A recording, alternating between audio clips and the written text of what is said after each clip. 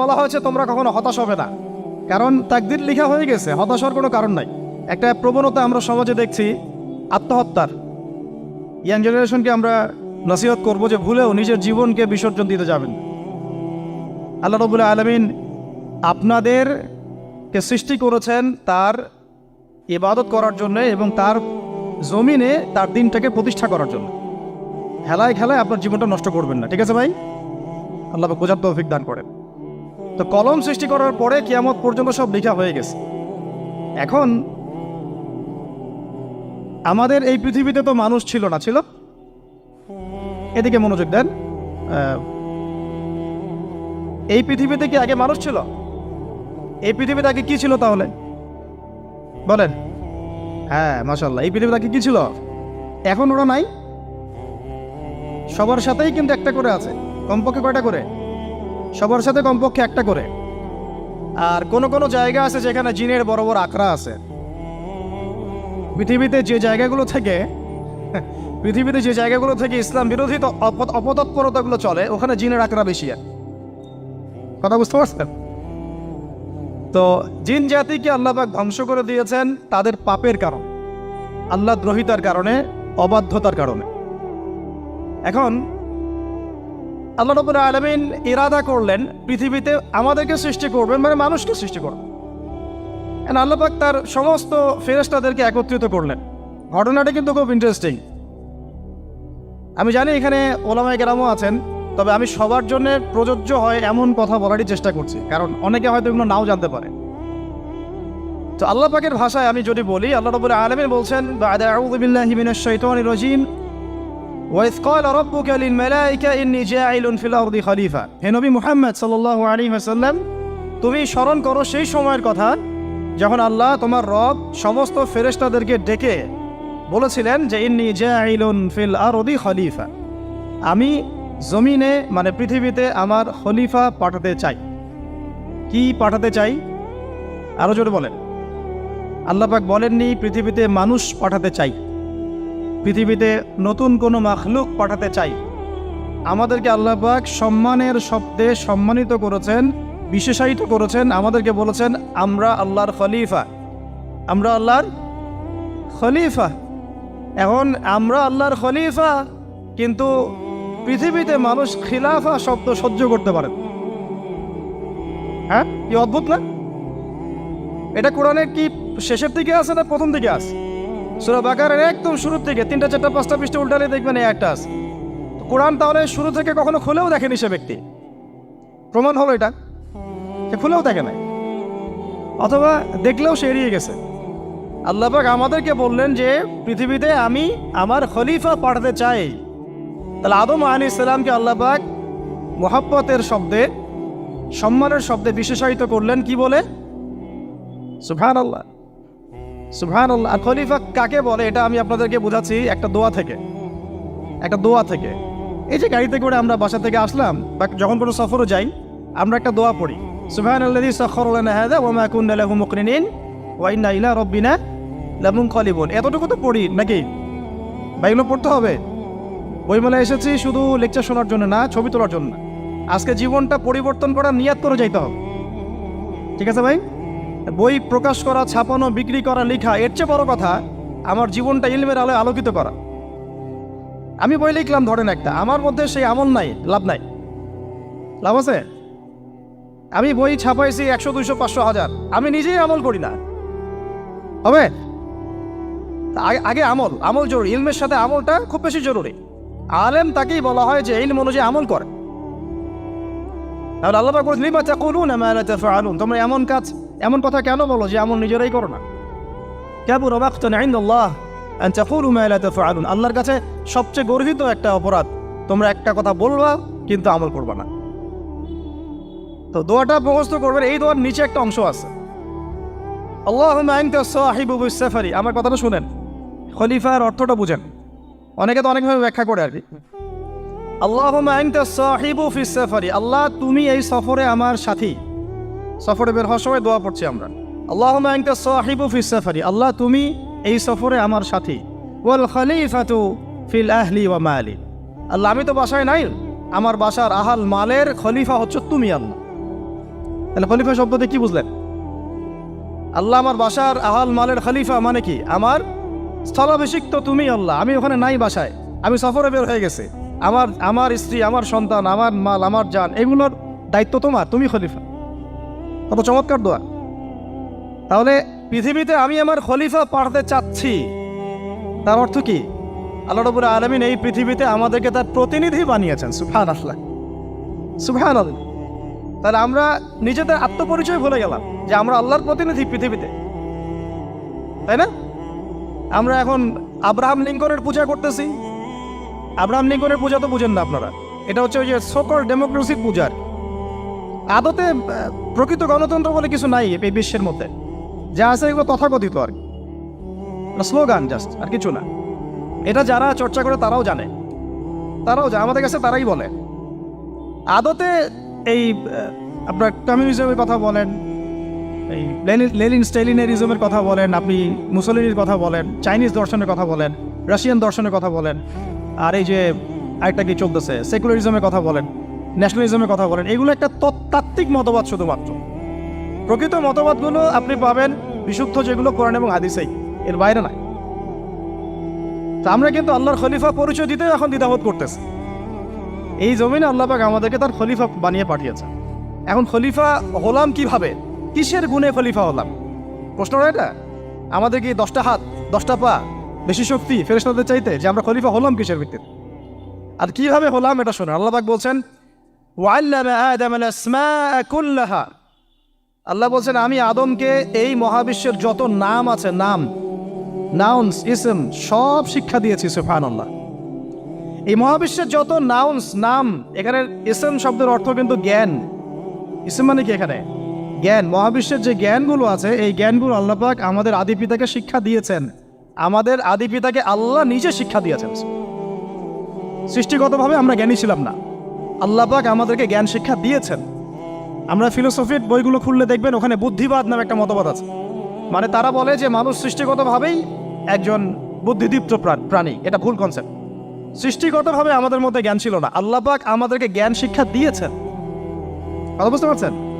একটা মতবাদ তাদের আছে অভিজ্ঞতাবাদ, মানে মানুষ অভিজ্ঞতা থেকেই শিখে।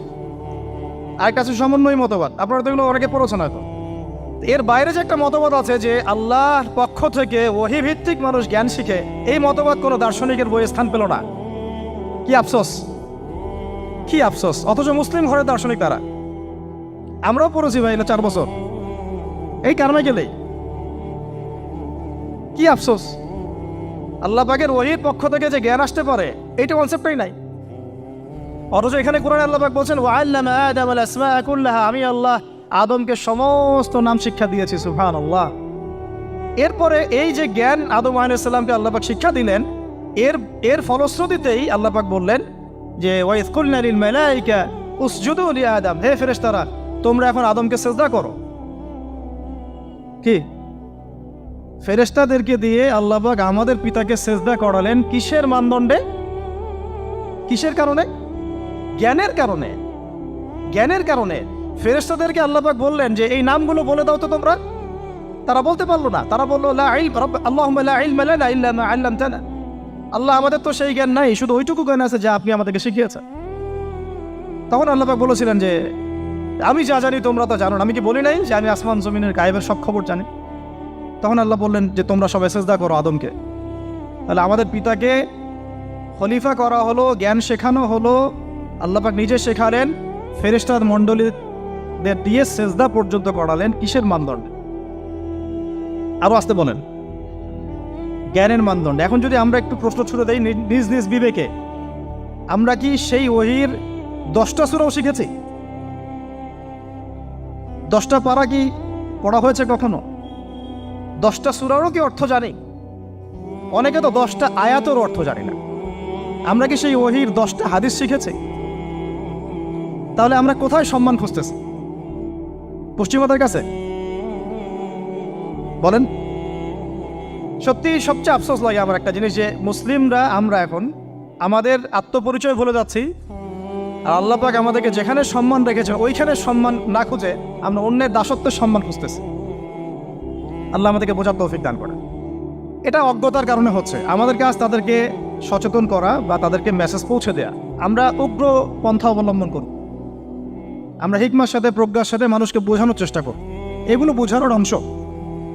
এখন আচ্ছা, আরেকটা কথা আপনাদেরকে বলি, একটা কথা আমি মাঝখানে মিস হয়ে গেছে। এই যে আল্লাহ পাক আমাদেরকে খলিফা করে পাঠিয়েছেন, খলিফার কাজ কি? প্রশ্ন না? আমাদের কাজ কি তাহলে?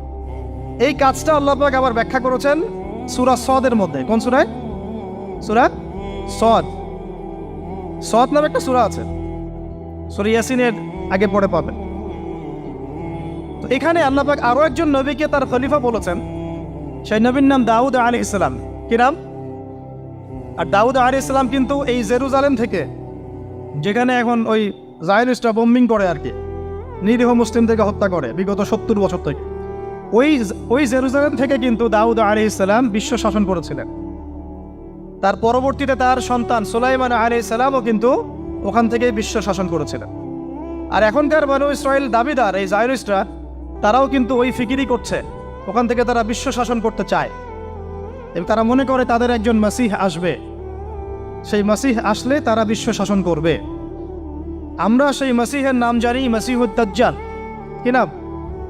এই দাজ্জালকে ওরা ওদের সত্য মাসিহ মনে করে, আমরা জানি হচ্ছে মিথ্যা ভণ্ড প্রতারক মাসিহ, অথচ ওরা মনে করে এটা হচ্ছে সত্য মাসিহ। এই জায়গায় তারা ধোঁকা খাচ্ছে। অথচ সত্য মাসিহ হচ্ছেন ঈসা আলাইহিস সালাম, যিনি আবার শেষ জামানায় আসবেন এবং তার হাতেই এই মাসিহুদ দাজ্জাল মারা যাবে এবং তারপরে পুরো বিশ্বে আবার ওই খিলাফা কায়েম হবে। ওই যে খলিফা, ওটা সারা বিশ্বে কায়েম হবে, এই টাউন হলও বাদ যাবে না ইনশাআল্লাহ। এটা মানুষ মানতে চাচ্ছে না, কিন্তু মানুষ না মানলে কি? আল্লাহ পাকের নকশায় সব আঁকা আছে কখন কি হবে। কে কে কল্পনা করেছিল যে আজকে আপনারা বসে এখানে দিনের আলোচনা করবেন? কল্পনা করা যায় তো? যে শব্দগুলো আপনারা বলছেন এগুলো বললেই তো নাই গায়েব, এখন বলছেন। কেউ কি কল্পনা করেছিল যে হঠাৎ করে এমন একটা সময় চলে আসতে পারে? কেউ কিন্তু কল্পনা করেনি, আল্লাহ পাকের নকশায় ছিল। এখানে আমাদের একটা আফসোসের কথা, এখানে মাস্টার মাইন্ড আল্লাহ রাব্বুল আলামিন। প্রকৃত মাস্টার মাইন্ড কে? আমরা ক্রেডিট নেওয়ার প্রতিযোগিতায় ব্যস্ত হয়ে আছি এখন, কার কত ক্রেডিট নেওয়া যায়। এখানে একক ক্রেডিট পাওয়ার যোগ্য কেউ না, সমস্ত ক্রেডিট কার?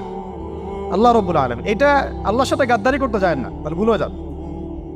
কারণ আমি বারবার বলেছি আপনাদেরকে, কোরআন থেকে একটা শিক্ষা আমরা শিখেছি, একটা কম যখন মাজলুম থাকে, দুর্বল মাজলুম জুলুমের শিকার হচ্ছে, আল্লাহ পাক সেই কমটাকে বাঁচান, কোনো না কোনো একজন ত্রাণকর্তাকে পাঠান, কোনো একটা সূরতে আল্লাহ পাক সেই কমকে বাঁচায় দেন। আবার যদি এই নিয়ামতটা পাওয়ার পরে ওই কম আবার এই জুলুম শুরু করে, আবার আল্লাহ দ্রোহিতা শুরু করে, আল্লাহ পাক তার চেয়ে বড় জালেম চাপাই দিন। কথা বুঝতে পারছেন? আল্লাহর সাথে গাদ্দারি করতে চাই না, আল্লাহ পাক আমাদেরকে বোঝার তৌফিক দান করেন। এখন খলিফার কাজটা কোথায় পাবেন? কোন সূরায় ভাই বলেন? সূরা সদে আল্লাহ পাক দাউদ আলাইহিস সালামকে খলিফা সম্বোধন করে বলছেন, ইয়া দাউদ।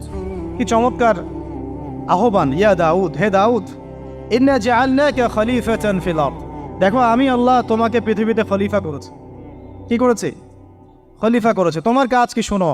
ফাহকুম বাইনান নাসি বিল হক। বোঝার চেষ্টা করেন একজন খলিফার কাজ কি। খলিফা মানে আল্লাহর প্রতিনিধি, জমিনে যে দায়িত্বশীল, অন্য মানুষের উপরে যে দায়িত্বশীল, তার কাজ ফাহকুম বাইনান নাসি বিল হক, মানুষের মাঝে ন্যায় বিচার প্রতিষ্ঠা করবে, এটা তোমার কাজ। তাহলে এখন যারা আমরা এই জায়গায় আছি বা ভবিষ্যতে আসব, আরও কাল আগাতে থাকবে, সময় আগাতে থাকবে, নতুন নতুন নেতৃত্ব আসবে, সবার ফাংশন একটাই, ফাহকুম বাইনান নাসি বিল হক। আমাদের কাজ হবে মানুষের মাঝখানে কি করা? ন্যায় বিচার, বিচার ফয়সালার ক্ষেত্রে ইনসাফ করা, ন্যায় বিচার করা। তো ন্যায় বিচার তো এখন জাদুঘরে আছে নাকি? হ্যাঁ, কোনো কোনো ক্ষেত্রে আমরা চাই না যে ন্যায় বিচার জাদুঘরে যাক, আমরা চাই আবারও ন্যায় এবং সাম্যের সমাজ প্রতিষ্ঠা। ইনশাআল্লাহ এরপর থেকে আমরা কোনো অন্যায় সহ্য করব না। ইনশাআল্লাহ এরপর থেকে আমরা কোনো জল্লাদতন্ত্র কায়েম করতে দিব না। আমাদের যা আছে তাই নিয়ে প্রতিবাদ হবে ইনশাআল্লাহ। কারণ এখনকার প্রজন্ম প্রতিবাদের ভাষা বুঝে। এখন যদি আপনারা আবার সেই প্রাচীন জুলুমের তন্ত্রে মন্ত্রে ফিরে যান, তাহলে আল্লাহর গজব চলে আসবে, বড় গজব। তো খলিফার কাজ কি ভাই? কি কাজ বললাম বলেন? মানুষের মাঝখানে ন্যায় বিচার প্রতিষ্ঠা করা। আচ্ছা, আরো আছে, আয়াত শেষ হয় নাই। আল্লাহ পাক বলছেন ওয়ালা তাত্তাবিউল হাওয়া। আর ন্যায় বিচার করতে গিয়ে নিজের দাসত্ব মানে প্রবৃত্তির অনুসরণ করো না। ন্যায় বিচার করতে গিয়ে নিজের প্রবৃত্তির অনুসরণ করো না, মন গড়া বিধানের অনুসরণ করো না। আমার মামা, আমার চাচা, আমার খালু পার করে দিও না। প্রবৃত্তির অনুসরণ মানে কি? মন যাচাই তাই করো না। ন্যায় বিচার করতে গিয়ে আল্লাহ পাকের বিধান মেনে চলো। আর সূরা মাইদাতে আল্লাহ পাক বলেছেন আয়াত নাম্বার 44, 45, 47-এ, ওয়ামান লাম ইয়াহকুম বিমা আনজালাল্লাহ ফাউলাইকা হুমুল কাফিরুন। যারা আল্লাহ পাকের হুকুম অনুযায়ী বিচার ফয়সালা করে না তারা কাফির। 45-এ গিয়ে আল্লাহ বলছেন ওয়ামান লাম ইয়াহকুম বিমা আনজালাল্লাহ ফাউলাইকা হুমুল ফাসিকুন। যারা আল্লাহ পাকের বিধান অনুযায়ী বিচার ফয়সালা করে না এরা ফাসিক, পাপাচারী। 47 নম্বর আয়াতে গিয়ে আবার বলছেন ওয়ামান লাম ইয়াহকুম বিমা আনজালাল্লাহ ফাউলাইকা হুমুজ জালিমুন। যারা আল্লাহর হুকুম বিধান অনুযায়ী বিচার ফয়সালা করে না এরা জালেম। তো কাফেরও বলেছেন আল্লাহ, ফাসিকও বলেছেন, জালেমও বলেছেন। তাহলে বিচার ফয়সালা করার ক্ষেত্রে আল্লাহ পাকের বিধানকে সর্বোচ্চ অগ্রাধিকার দিতে হবে। নিজের প্রবৃত্তির অনুসরণ করা যাবে না। যদি করে তাহলে কি হবে? ইউদিল্লাকা আন সাবিলিল্লাহ, তাহলে এটা তোমাকে আল্লাহর রাস্তা থেকে সরায় নিয়ে যাবে। এর ফলে কি হবে? জেনে রাখো, ইন্নাল্লাযীনা ইউদিল্লুনা আন সাবিলিল্লাহ লাহুম আযাবুন শাদীদ বিমা নাসু ইয়াউমাল হিসাব। এটা পড়ে দেয়, নিশ্চয়ই যারা আল্লাহ পাকের সরল পথ থেকে বিচ্যুত হয়ে গেছে তাদের জন্যে কাল কিয়ামতের মাঠে আছে আযাবুন শাদীদ। আযাবুন শাদীদ মানে কঠিন কঠিন যন্ত্রণাদায়ক শাস্তি, এই কারণে যে তারা কিয়ামতের দিনটাকে ভুলে গিয়েছে। শাদীদ এর অর্থটা কি এটা বোঝার জন্য আপনাকে সূরা হাদীদ পড়তে হবে। কোন সূরা? আসলে কোরআনের আয়াতগুলো হচ্ছে আকাশের তারার মতো। তারা দেখবেন আকাশের, তারা দেখাও সুন্নত। ইসলাম তো রষ্টহীন ধর্ম না রে ভাই, সবকিছুই আছে এখানে। আসলে আমরা জানি না বলে আমরা মনে করি যে এখানে কোনো বিনোদনই নাই, তাই না? এই গান বাজনা না করলে কি হয়? মন শান্তি হয়? এরকম একটা ভাব। যদি আপনি কোরআনের ভিতর ঢুকে যান, আপনার হৃদয়ে এমন নূর আসবে, এমন তৃপ্তি আসবে যে ওগুলো আপনার শুনতে ইচ্ছা করবে না। আপনি কান বন্ধ করে ফেলবেন নিজেই, বলতেই হবে না। এখন কিছু নতুন ইসলামিস্ট আসছে, তারা এগুলোকে ইসলামের অন্তর্ভুক্ত বলে মনে করার দাবি করতেছে যে এগুলো তো নিষেধ নাই, এগুলো তো নিষেধ করা হয় নাই। কতটুকু জানেন ইসলাম সম্পর্কে আপনি? না জেনে কেন কথা বলেন? নবী সাল্লাল্লাহু আলাইহি ওয়াসাল্লাম রাস্তা দিয়ে হাঁটছেন, ওই সময় তো অনেক পূজা অর্চনা ইত্যাদি হতো মক্কায়। তো এখানে ঢাক ঢোলের শব্দ আসছে। নবী সাল্লাল্লাহু আলাইহি ওয়াসাল্লাম নিজের 2 আঙ্গুল কানের মধ্যে ঢুকিয়ে দিলেন, দিয়ে পাশে একজন সাহাবী তাকে জিজ্ঞাসা করছেন হাঁটতে হাঁটতে হাঁটতে হাঁটতে, তুমি কি এখন আওয়াজ শুনতে পাচ্ছ? সাহাবী বলেন, না ইয়া রাসূলুল্লাহ, এখন আওয়াজ শুনতে পাচ্ছি না। তখন তিনি কান বের করলেন। এটা নবীর সুন্নত। আর আমরা নবীর সুন্নতকে উল্টাই দিচ্ছি কিভাবে দেখেন, আমাদের কানেই এখন ইয়ারফোন। উনি যেটা শুনে কান বন্ধ করতেন ওইটা আমরা কানে ঢুকায় রাখছি একবার। আল্লাহ আমাদেরকে বোঝার তৌফিক দান করেন। দেখেন, আমরা তো সবাই পাপী। আমার মনে হয় না আমরা কেউ নবী সাল্লাল্লাহু আলাইহি ওয়াসাল্লামের সুপারিশ ছাড়া পার পাবো, এমনটা মনে হয় না আমার। সবাই পাপী, আপনি আমি আমরা সবাই। তো যে নবীর সুপারিশ আমরা প্রত্যাশা করছি, সেই নবীর সুন্নতকে যদি এইভাবে অবজ্ঞা করতে থাকি তাহলে কি সুপারিশ পাবো ভাই? কি মনে হয় আপনাদের? অ্যাটলিস্ট সুন্নতকে তো সম্মান করতে হবে নাকি? আল্লাহ বোঝার তৌফিক দান করেন। আমি তাহলে যেটা বলছিলাম যে আল্লাহ পাকের বিধান অনুযায়ী বিচার ফয়সালা করতে হবে, এটা খলিফার কাজ। ন্যায় বিচার করতে হবে মানুষের মাঝখানে, এবং নিজের প্রবৃত্তির অনুসরণ করা যাবে না, তাহলে আল্লাহর পথ থেকে দূরে সরাই দেবে। এখানেই বললাম শাদীদ বুঝতে গেলে আপনাকে কোন সূরা পড়তে হবে? সূরা হাদীদ। আকাশের তারার কথা কেন বললাম? যে আকাশের তারাগুলো যদি মেলাতে পারেন দেখবেন বিভিন্ন শেপ তৈরি হয়। প্রত্যেকটা তারার অবস্থানের গাণিতিক একটা ব্যাখ্যা আছে। যারা অ্যাস্ট্রোনমি নিয়ে পড়াশোনা করেন তারা জানেন, এগুলো সবাই জানবেন না। প্রত্যেকটা তারাকে আল্লাহ পাক এত সূক্ষ্মভাবে স্থাপন করেছেন যে যদি সামান্য একটু ডানে বামে এগুলো সরে যায়, মহাবিশ্বের এই স্থিতিশীলতা নষ্ট হয়ে যাবে। এবং এটার কসমও আল্লাহ পাক কোরআনে করেছেন সূরা ওয়াকিয়ার মধ্যে। কোন সূরা? সূরা ওয়াকিয়াতে আল্লাহ পাক বলেছেন, ফালা উকসিমু বিমাওয়াকিইন নুজুম। আমি তারার অবস্থান স্থলের স্থিতির কসম করে বলছি। আল্লাহ পাক এর কসম করেছেন। কত গুরুত্বপূর্ণ জিনিস, ঠিক আছে? তো পরেরগুলো বললাম না। সূরা হাদীদ কেন পড়বেন? সূরা হাদীদ আল্লাহ পাক বলেছেন যে ওয়ানজালনাল হাদীদা ফীহি বাসুন শাদীদ। এই যে শাদীদ বুঝা থেকে হাদীদে আসছে। আল্লাহ পাক বলছেন যে আমি আল্লাহ পৃথিবীতে আসমান থেকে লোহা নাজিল করেছি। অবাক করার বিষয় না? লোহার খনি খুঁজতেছেন আপনারা মাটির নিচে, তাই না?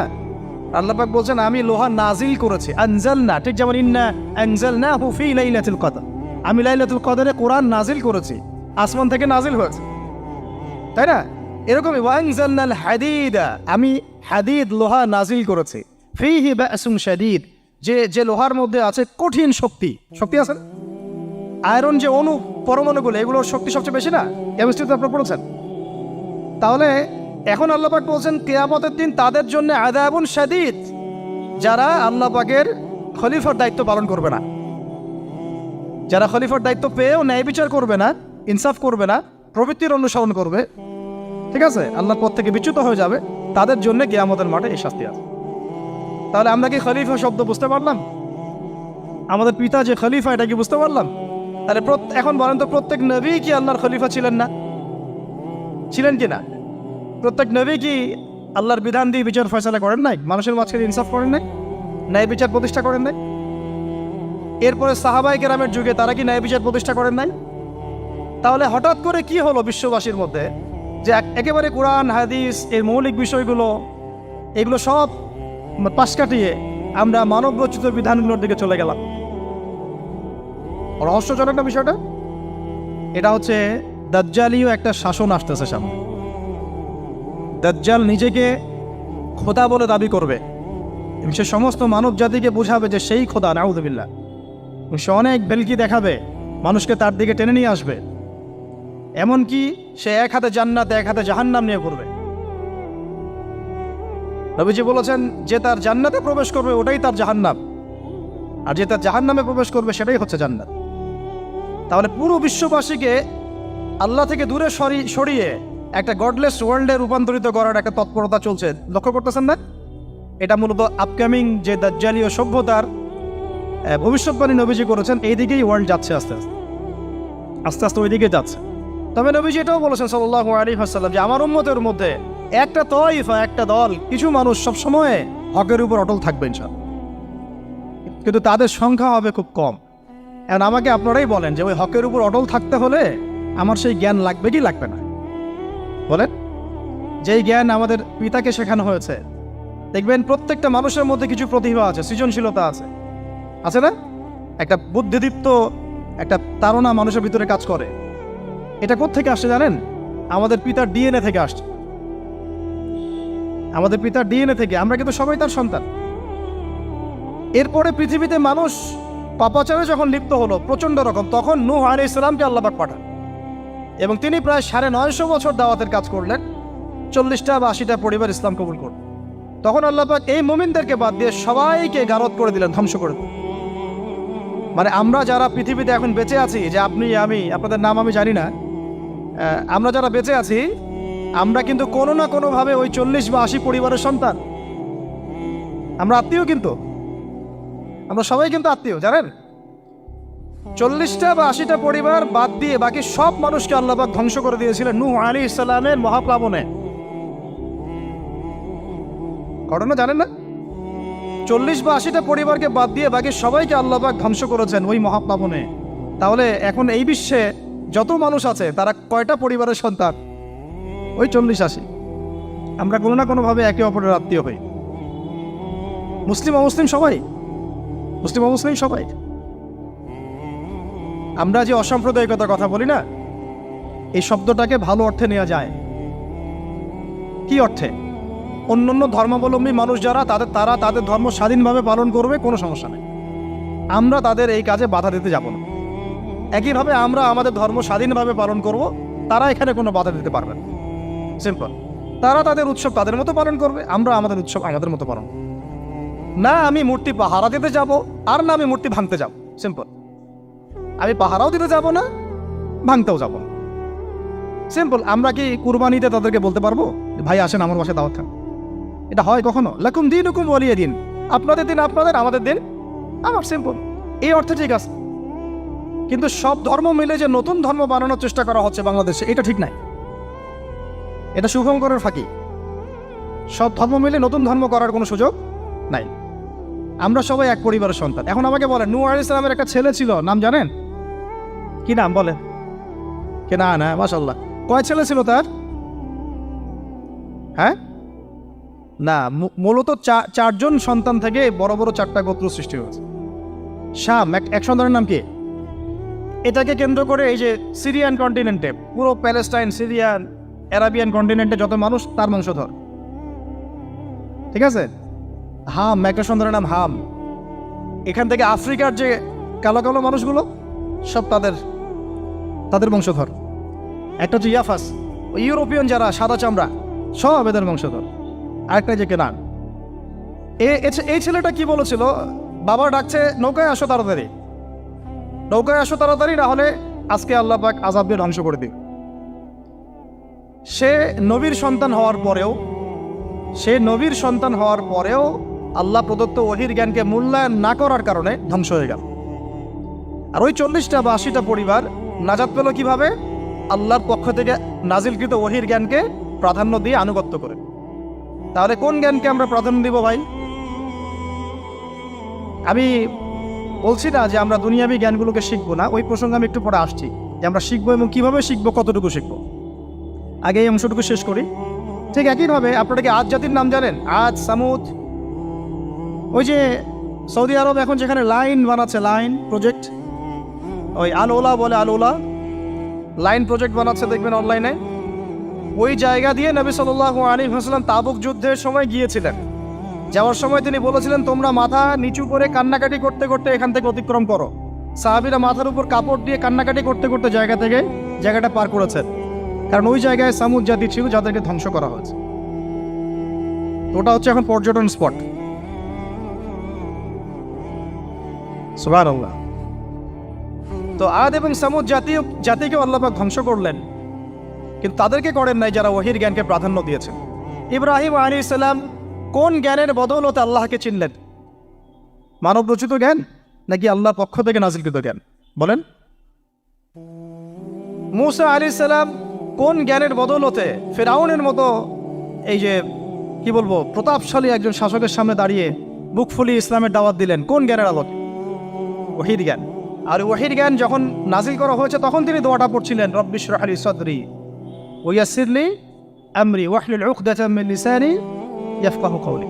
প্রত্যেক নবী, ইউসুফ আলাইহিস সালাম কারাগারে 12 বছর থেকেছেন। কত বছর? 12 বছর। আমাদের অনেক ভাই এরকম 5 বছর, 7 বছর, 10 বছর, 12 বছর থেকেছে আছে। এমনও মানুষ আছে, এখন বলা যায় তাই বলি, যে ওই যে একটা শব্দ শুনেছেন আয়না ঘর, ওখানে দীর্ঘদিন ছিল, তারপরে নাই, কোথায় গেছে আল্লাহই ভালো জানে। ইউসুফ আলাইহিস সালামও এরকম কারাগারে ছিলেন। কত বছর? 12 বছর। কিন্তু আল্লাহ পাক তাকে এমন একটা জ্ঞান শিক্ষা দিয়েছিলেন, তিনি স্বপ্নের ব্যাখ্যা বলতে পারতেন, যে কোনো স্বপ্নে। রাজা স্বপ্ন দেখলেন যে 7টা গাভী, জীর্ণ শীর্ণ গাভী মোটা তাজা গাভীকে খেয়ে ফেলছে, স্বপ্নের ব্যাখ্যা কেউ দিতে পারে না। কিন্তু ওই জেলখানায় 2 জন ছাড়া পাওয়া মানুষ, ছাড়া পাইছে 2 জন আর কি, 2 জনের মধ্যে একজন বেঁচে আছে, একজন নাই। মানে 2 জন বসে বসে ইউসুফ আলাইহিস সালামকে বলছিলেন যে আমরা একটা স্বপ্ন দেখলাম যে আমার মাথায় রুটি আছে, পাখি এসে রুটি খেয়ে ফেলছে। আর আমি স্বপ্ন দেখলাম যে আমি শরাব পান করাচ্ছি, ব্যাখ্যা কি ইউসুফ? তোমাকে সত্যবাদী বলে জানি। ইউসুফ আলাইহিস সালাম বললেন, তোমার মাথায় রুটি যেটা খেয়ে নিচ্ছে তার মানে তোমাকে শুলদণ্ড দেওয়া হবে, আর তুমি যে পানি পান করাচ্ছ তার মানে তুমি নাজাত পাবে, ছাড়া পাবে। হলেও তাই। আর যে নাজাত পাবে তাকে ইউসুফ আলাইহিস সালাম বলে দিলেন যে তুমি রাজদরবারে গিয়ে আমার কথা বলো, আমার কথা আলোচনা করো। তো সে ভুলে গিয়েছিল। পরে যখন এই স্বপ্নটা দেখলো বাদশা, তখন বাদশা সবাইকে ডাকলো, ডেকে বললো যে এই গাভীর স্বপ্নের ব্যাখ্যা কি? তখন এই ব্যক্তির মনে পড়ছে, আর ইউসুফ তো ব্যাখ্যা দিতে পারে। সে গিয়ে ইউসুফ আলাইহিস সালামকে ডেকে নিয়ে আসতেছে যে এই রাজা স্বপ্ন দেখছে, ব্যাখ্যা কি? স্বপ্ন কিন্তু আপনার কাছে শুনে একটা স্বাভাবিক মনে হচ্ছে, আরে গাভীর আবার স্বপ্নের কি ব্যাখ্যা? তখন ইউসুফ আলাইহিস সালাম ব্যাখ্যা দিলেন যে 7 বছর ফসল ফলবে আপনাদের এলাকায়, তারপরের 7 বছর হবে দুর্ভিক্ষের সময়। কিসের সাথে কিসের ব্যাখ্যা? এই জ্ঞান কে শিখালেন তাকে? এই ইন্টারপ্রিটেশনের জ্ঞান কে শিখালেন? তাহলে জ্ঞানের মূল উৎস কে? আমার কথা বলার উদ্দেশ্য কি বুঝতে পারছেন? যত জ্ঞান তার মূল উৎস কে? স্বপ্ন একটা জ্ঞান, যদি সেটা সত্য হয়। আর জেনে রাখবেন, কিয়ামতের আগে আগে মুমিনদের স্বপ্ন বেশি বেশি সত্য হবে। ঠিক আছে? মূসা আলাইহিস সালামকেও সেই আল্লাহই জ্ঞান শিক্ষা দিলেন। ঈসা আলাইহিস সালাম এই কুষ্ঠ রোগীর গায়ে হাত বুলালে ভালো হয়ে যায়। হ্যাঁ, অন্ধ ব্যক্তির মানে চোখে হাত বোলালে ভালো হয়ে যায়। এমনকি মৃত ব্যক্তিকে তিনি বলছেন কুম বিইজনিল্লাহ, আল্লাহর হুকুমে দাঁড়িয়ে যাও, দাঁড়িয়ে গেল। এই জ্ঞান কে দিয়েছেন তাকে? দাউদ এবং সুলাইমান আলাইহিস সালাম এই যে পশু পাখির ভাষা বুঝেন, সুলাইমান আলাইহিস সালাম পিঁপড়ার ভাষাও বুঝেন। আপনাদের সায়েন্স কি পিঁপড়ার ভাষা বুঝে? হ্যাঁ, আমরা তো এখন সায়েন্সকে সবকিছুর মানদণ্ড মনে করি, তাই না? সায়েন্স যদি বলে হ্যাঁ তাহলে হ্যাঁ, না বললে না। মানে এমন একটা ভাব, দেখেন সায়েন্সকে আমরা ইলাহ বানাইছি, ইলাহ, উপাস্য।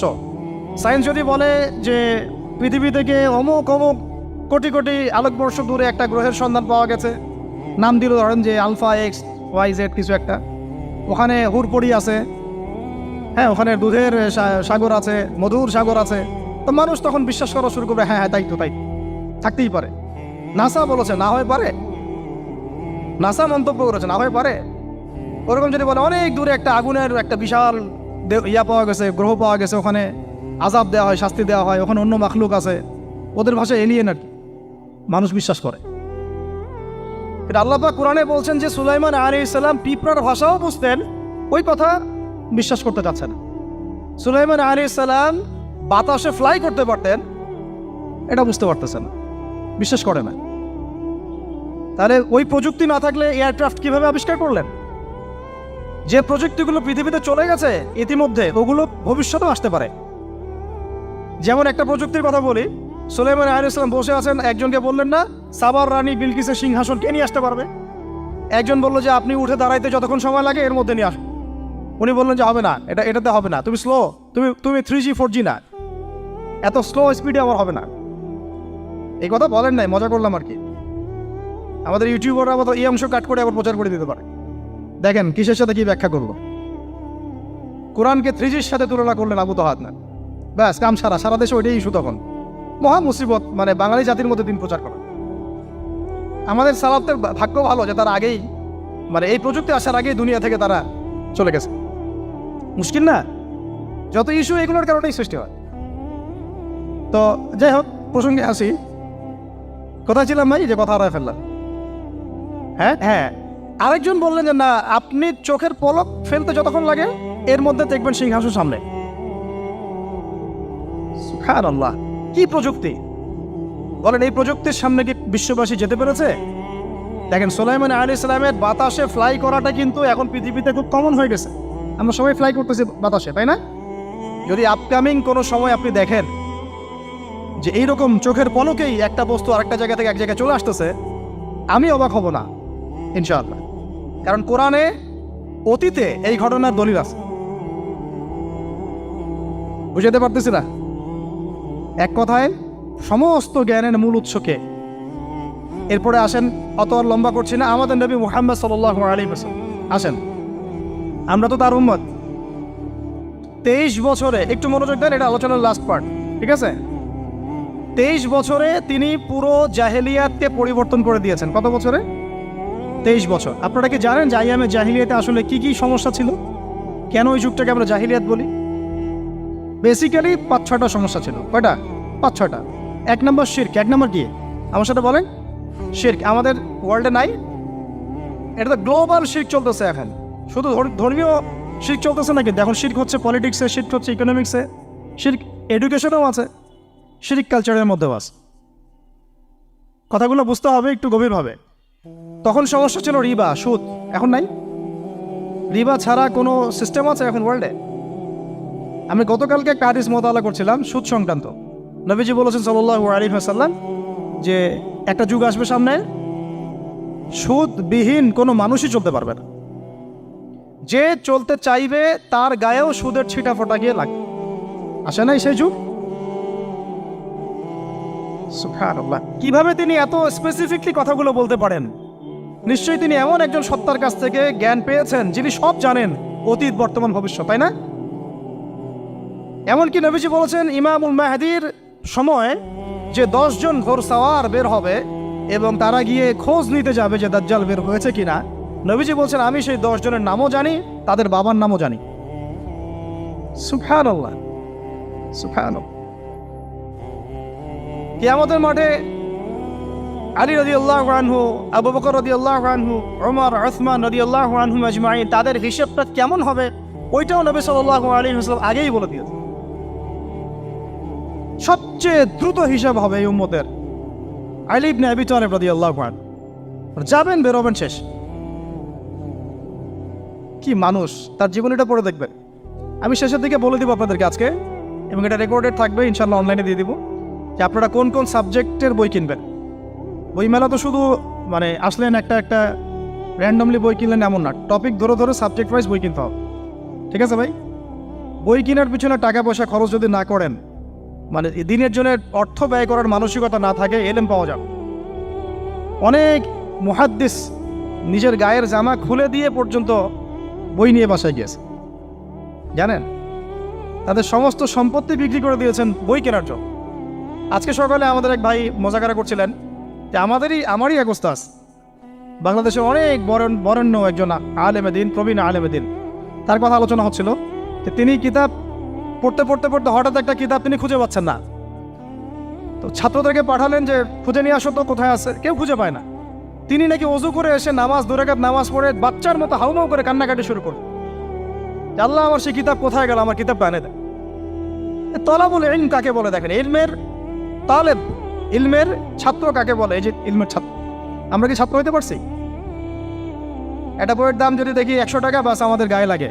100 টাকা দিয়ে তো আপনার গার্লফ্রেন্ডকে নিয়ে বসতে গায়ে লাগে না, বসলে তো 500 টাকা চলে যায়। আর এখনকার মেয়েরা তো খায়ও বেশি, ডেটিংয়ের সময় আর কি, তাই না? অনেকে দেখা যায় যে এটাকেই প্রফেশন বানায় ফেলছে না। জিনা থেকে বাঁচতে হবে, জিনা থেকে বাঁচতে না পারলে কলবে আল্লাহ নূর আসবে না। আল্লাহ পাক আমাদের কথাগুলো বোঝার তৌফিক দান করেন, আমিন। জিনা, আবার বলছি, জিনা থেকে বাঁচতে হবে, অন্যথায় কলবে নূর আসবে না।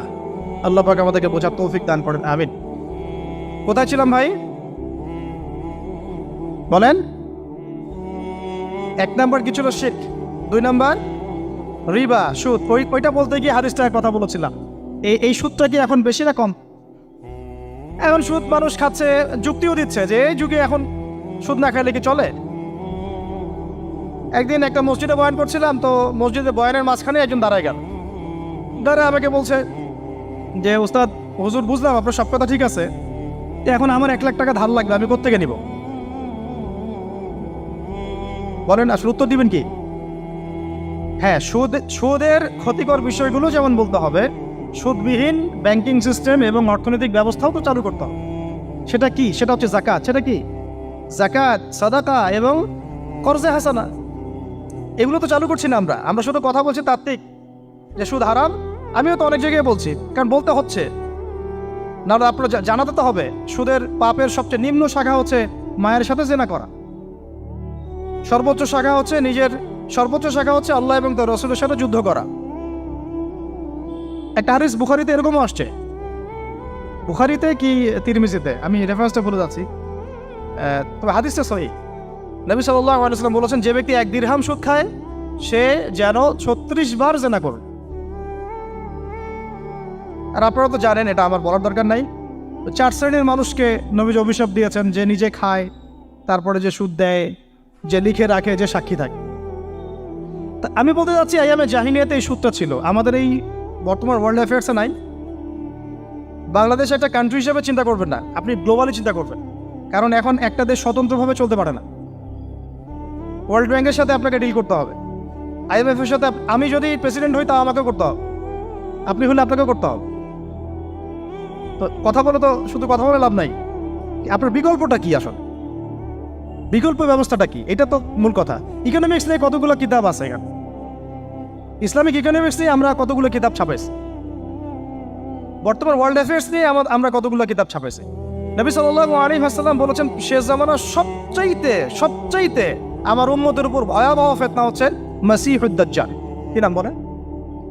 এখন আপনি আমাকে মাদ্রাসার পুরো সিলেবাসে এই কন্টেন্টে আমাকে দাজ্জাল নিয়ে একটা ফ্যাকাল্টি দেখান, আছে?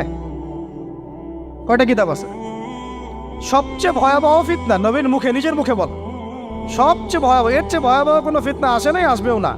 তো এখন আপনি আমাকে বলেন যে এই ফিতনা সংক্রান্ত কতগুলো কিতাব আপনার কাছে আছে বাসায়, বলেন। তাহলে গ্যাপস আছে না আমাদের মধ্যে? গ্যাপ ফিল আপ করতে হবে। কথাগুলো বলার উদ্দেশ্য হচ্ছে গ্যাপটা ফিল আপ করা। তো এই রিবার সমস্যাটা এখনও আছে। আল্লাহ পাক আমাদেরকে রিবা মুক্ত জিন্দেগি দান করে না।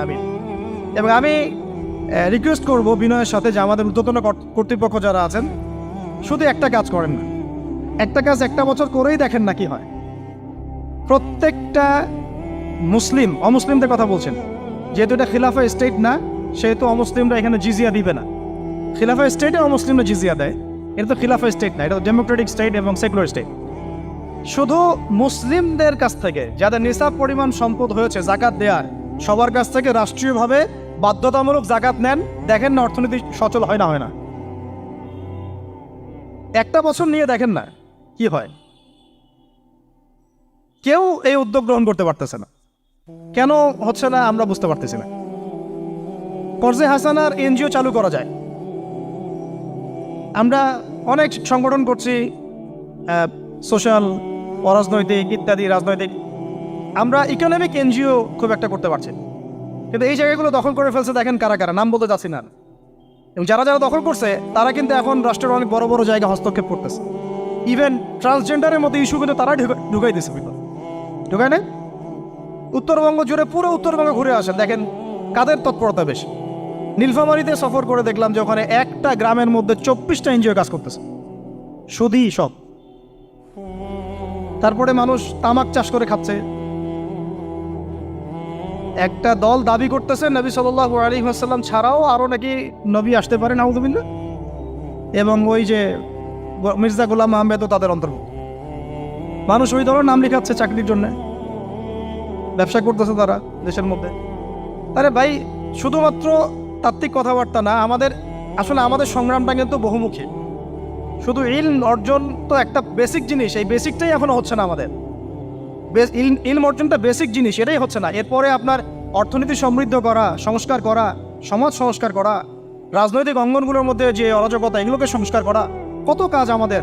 কিন্তু আমরা কিন্তু একটা জায়গাতেও স্থির নাই। ইভেন একটা মাসালাতেও আমরা এক জায়গায় আসতে পারতেছি না, ঐক্যবদ্ধ হতে পারতেছি না। আমরা খুবই ব্যাকডেটেড চিন্তা করতেছি এই জায়গাতে। অথচ আমাদের উচিত ছিল এই প্রবলেমগুলোকে আরও 30-40 বছর আগেই সলভ করা। তাহলে এখন হয়তো আপনি ভালো কিছু পেতেন। আমাকে একটা প্রতিষ্ঠান দেখান যেখানে নুরানি থেকে নিয়ে, মানে নুরানি থেকে দাওরা বা ক্লাস নার্সারি থেকে মাস্টার্স, এরকম সিলসিলায় ইসলামিক শিক্ষা এবং জেনারেল শিক্ষাকে একত্রিত করে একটা সিলেবাস মেনটেন করে পড়ানো হচ্ছে। আমাকে কয়েকটা প্রতিষ্ঠানের নাম বলেন, আমি ওখানে আমার মেয়েকে ভর্তি করাবো। আমাকে দেন, রেডিমেড দেন, আমার ছেলেকে ভর্তি করাবো। আমরা ফিকির করতেছি না। এটা হওয়া উচিত ছিল বিগত 30 বছর আগেই। আমি আপনাদেরকে বলি যে প্রকাশনা সংস্থার ভাইরা আছেন অনেকে এখানে। ধরেন আমাদের রংপুরের কোনো ভাই আপনাদেরকে পুরো 1 বিঘা জমি দিল, বা ধরেন 5 বিঘা জমি দিয়ে দিল, ঠিক আছে? আর আমরা সবাই মিলে দেশবাসীর কাছ থেকে টাকা কালেক্ট করে একটা কনস্ট্রাকশন দাঁড় করে প্রতিষ্ঠান দাঁড় করালাম, একেবারে অনার্স, মানে নুরানি থেকে নিয়ে, মানে প্লে গ্রুপ থেকে নিয়ে মাস্টার্স, এরকম ফ্যাকাল্টি আর করলাম। এখন ভাই আপনারা যারা বই প্রকাশ করতেছেন, আমাকে কি আপনারা বই দিতে পারবেন?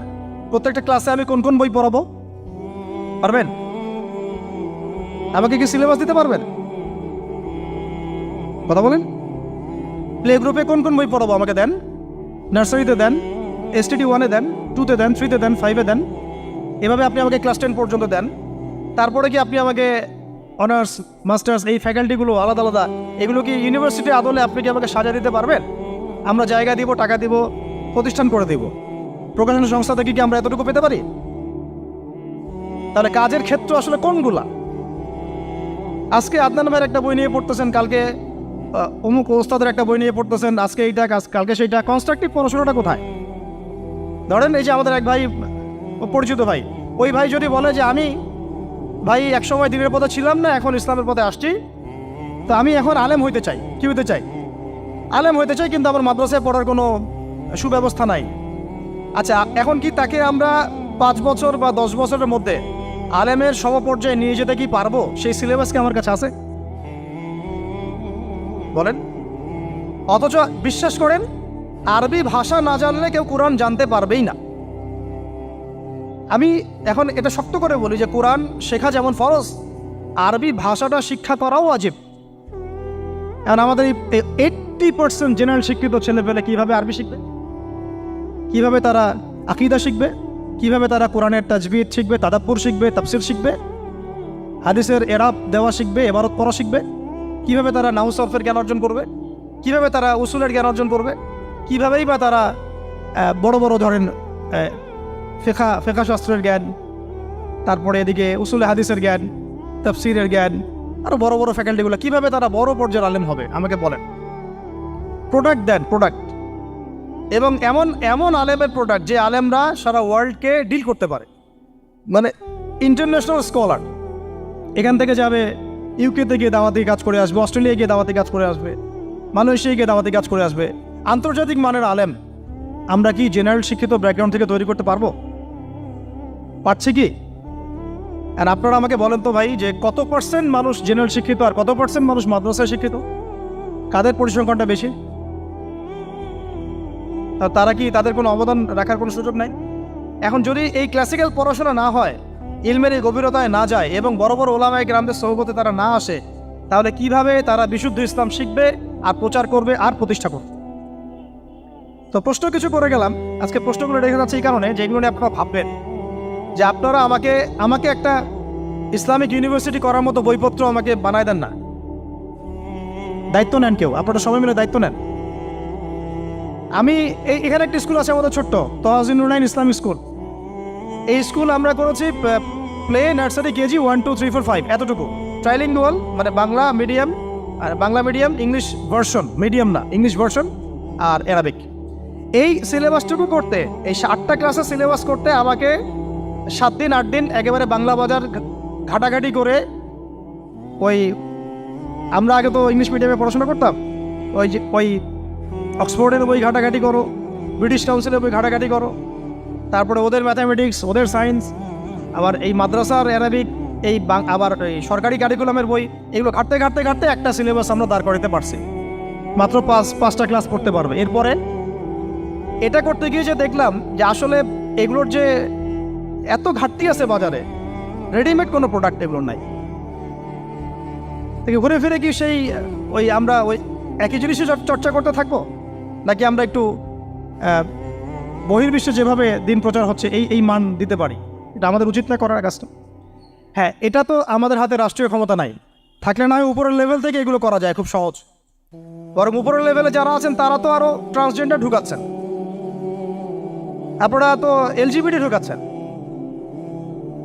তাহলে এই কাজগুলো কাদের করতে হবে? তাহলে বেসরকারিভাবে করতে হবে। এখন আমরা যারা বইকে ভালোবাসি, জ্ঞানকে ভালোবাসি, আল্লাহকে ভালোবাসি, রাসূলকে ভালোবাসি, চাই যে আমরা যা করছি আমাদের পরের প্রজন্মটা মানুষের মতো মানুষ হোক। কাজ কি কম না বেশি আমাদের বলেন? সেই ক্ষেত্রে কাজগুলো কিন্তু ওইভাবে হচ্ছে না ভাই। একটা বিষয়ের বই সবাই ছাপাচ্ছি, কেন? কি দরকার আছে? একটা বিষয়ের বই আমি সবাই ছাপাচ্ছি। একটা জিনিস, একটা হিস্ট্রির একটা কিতাব অনেকগুলো প্রকাশনী আপনারা করতেছেন, একই বই ফাইজুল কালাম সবাই করতে আছে। একটা বই তাসাউফ আত্মশুদ্ধি অনেক প্রকাশনী করতেছে, কপি করতেছে। ভাই আমাদের কি কাজ কি দুনিয়ার স্বার্থ উদ্ধার করা, না আমার দিনের কোনো খেদমত?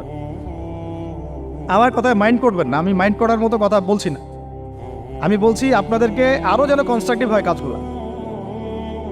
মানে আপনাদের সাথে আমি বসবো ইনশাল্লাহ আবার আলাদা করে, যে একটা আমাকে পুরো শিক্ষা ফর্মুলা আমাকে দিবেন, মানে প্রত্যেকটা ক্লাসের বই রেডি করে দিবেন, যাতে আমরা প্রতিষ্ঠান বানালেই একদম পুরা কমসে কম ক্লাস 1 থেকে 10 ঢেলে দিতে পারি, আমার পরিশ্রম করতে না হয়। ওখানে বাংলা মিডিয়ামের বই থাকবে, ইংলিশ মিডিয়ামেরও থাকবে, এবং অ্যারাবিক তো থাকবেই। একটা গঠনমূলক সিলেবাস, যেটা পড়লে আমার ছেলে মাশাআল্লাহ হাফেজও হবে, এদিকে মাশাআল্লাহ সে ইংরেজিতেও দক্ষ হবে, সায়েন্সেও দক্ষ হবে। এক পর্যায়ে যখন সে এসএসসি পাস করবে, সে দেখবেন যে যার রাস্তা বেছে নিচ্ছে। বেস আমি তাকে করে দিছি 10 পর্যন্ত। এখন সে ডক্টর হোক আর ইঞ্জিনিয়ার হোক, আর না হয় যদি আল্লাহর খলিফাই হয়, কোনো সমস্যা নেই। সমস্যা আছে? এটা দরকার ছিল ভাই, আরও 30 বছর আগেই দরকার ছিল। আমরা যেটা পাই নাই, এটা আমাদের আফসোস। আর এই জেনারেল ব্যাকগ্রাউন্ড থেকে এইরকম জায়গায় উঠে এসে এই যে এগুলো কথাগুলো বলা বা এই কাজগুলো করা, এগুলো সবাইকে হয়তো আল্লাহ পাক এভাবে কবুল নাও করতে পারে। এর পিছনে অনেক গল্প থাকে, অনেক হিস্ট্রি, অনেক ত্যাগ, অনেক আত্মত্যাগ, এগুলো সবাই হতে পারবে না। কিছু মানুষ বের হয়ে আসছে, ডক্টর জাকির নায়েক তো সবাই হতে পারে নাই, পারছে? তো এই জিনিসগুলো আমাদের বুঝতে হবে যে আমভাবে সবাই সব কিছু করতে পারবে না। আমাদের একটা একাডেমিক ফর্মুলা দরকার, যেখানে আমরা পড়বো, আমরা আলেম হয়ে বের হবো। পারা যাবে তো ইনশাআল্লাহ?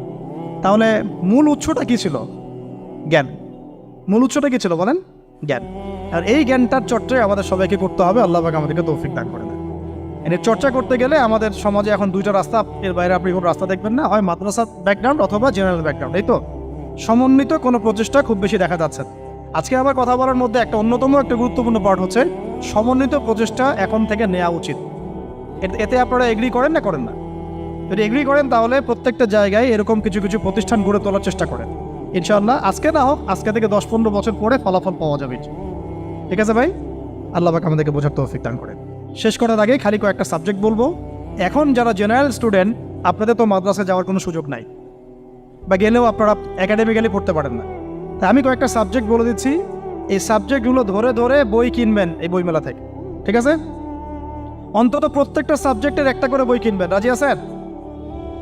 রাজি নাই? অন্তত প্রত্যেকটা সাবজেক্টের একটা করে বই কিনবেন। সাবজেক্ট 1 নাম্বার হচ্ছে আল কোরআন। 1 নাম্বার কি? আপনাকে কোরআন তেলাওয়াত করা শিখতে হবে। কোরআন তেলাওয়াত শেখার কি বই আছে খুঁজে বের করেন। আর এটা একা শিখতে পারবেন না, এটা নিয়ে গিয়ে কোনো ওস্তাদের কাছে বসে পড়তে হবে। এটা খুব খেয়াল রাখবেন আপনারা। একা একা বই পড়ে কখনো আলেম হয়ে যাওয়া যাবে না, বরং তখন বিভ্রান্ত হওয়ার সুযোগ বেশি থাকে। বই থাকবে, এটা আপনার গাইডেন্স, কিন্তু আপনার একজন মুরব্বী আলেম লাগবে। যে কোনো কাজ মুরব্বীদের সাথে মশওয়ারা না করে করলেই সমস্যা। কারণ আমরা তো দিন সম্পর্কে তেমন কিছু জানিই না রে ভাই। সমুদ্রে ডুব দিলে বুঝবেন যে গভীরতা কত বেশি। এখন আমরা ডুবই দেই নাই, এই জন্য মনে হয় যে আমি সবই জানি। ঠিক আছে? ডুব না দিলে আমার কাছে মনে হয় যে আমি তো সবই জানি। ডুব দিলে বুঝবেন যে আপনি কিছুই জানেন না, আমি কিছুই জানি না। 1 নম্বর সাবজেক্ট ভাই কোরআনের তেলাওয়াত শিখতে হবে। রাজি আছেন তো ইনশাল্লাহ? তাহলে এই বইগুলো কিনেন। 2 নম্বর হচ্ছে এই কোরআনের মানে ব্যাকরণ শেখার বইগুলো কিনবেন। কোরআনের ব্যাকরণ শেখার আরবি ভাষা সাহিত্যের বই কিছু কিনবেন। এই বইগুলো আপনাকে ওস্তাদদের কাছে গিয়ে পড়তে হবে। ঠিক আছে? এরপরে কিনবেন কোরআনের কিছু তাফসির, সহজ। মনে করেন একটা তাফসির নেন সহজ। কেউ মাআরিফুল কোরআন কিনেছেন, হয়তো কেউ সহজে অনুবাদ হয়েছে জালালাইন একটা কিনেছেন, কেউ হয়তো তাওজিহুল কোরআন কিনেছেন। একটা তাফসির বাসায় রাখেন অন্তত। ঠিক আছে? এটা হলো 3টা। 4 নম্বর হচ্ছে হাদিসের অন্তত একটা বই কিনেন আজকে। হাদিসের সহজ কিতাব কিনবেন। অনেকে দেখা যায় যে ভাই একেবারে হেদায়েত পেয়ে সহিহ বুখারী নিয়ে বসে যান। একেবারেই গলত কাজ আপনাদের, একেবারেই গলত কাজ। সহিহ বুখারী পড়তে গেলে 12 বছর সময় লাগে মানুষ। ওই লেভেলে চাইতে একটা মানুষের 12 বছর সময় লাগে। ওটা সবার প্রথমে ওটা খুললে তো আপনি হাদিস বুঝবেনই না। মনে হবে যে হাদিস কোরআনের সাথে সাংঘর্ষিক, এরকম মনে হবে। সহজ থেকে 1 লাফে কি আমরা ক্লাস 10-এ যাই? আগে তো ক্লাস 1-এ ভর্তি হয়েছেন, তাহলে হাদিসের শাস্ত্রে আসছেন, আগে বুখারী ধরতে গেলেন কেন? সবার আগে আপনি মৌলিক কিছু হাদিসে আরবাইন কিনেন, ফয়জুল কালাম কিনেন। আস্তে আস্তে আপনি বুলুগুল মারামে যান, রিয়াদুস সালিহিনে যান, মিশকাতে যান। আস্তে আস্তে আপনি তিরমিজি নাসাই করতে করতে সহিহ বুখারীতে যাবেন, সমস্যা নাই। ঠিক আছে? হাদিস আরেকটা বললাম, কটা হলো?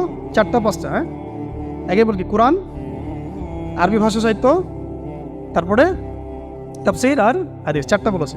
5 নম্বর হচ্ছে সিরাত। 5 নম্বর কি? নবীর জীবনী যে পড়ে নাই সে নবীকে চিনে না।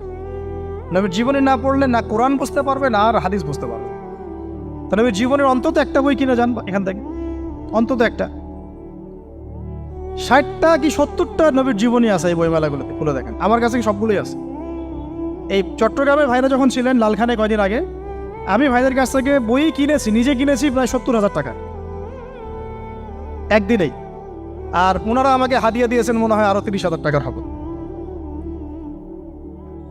তো এক পুরা বই ব্যাগ গাড়ি ভর্তি। তো প্রায় 60, আমি গুনে দেখলাম যে প্রায় 50 থেকে 60টা সিরাতের কিতাব আছে বাজারে। একটা তো কিনেন, অন্তত একটা সিরাতের কিতাব তো অন্তত কিনেন। তারপরে ইসলামের ইতিহাসের বই কিনেন। 6 নম্বর ইসলামের ইতিহাসের বই কিনেন।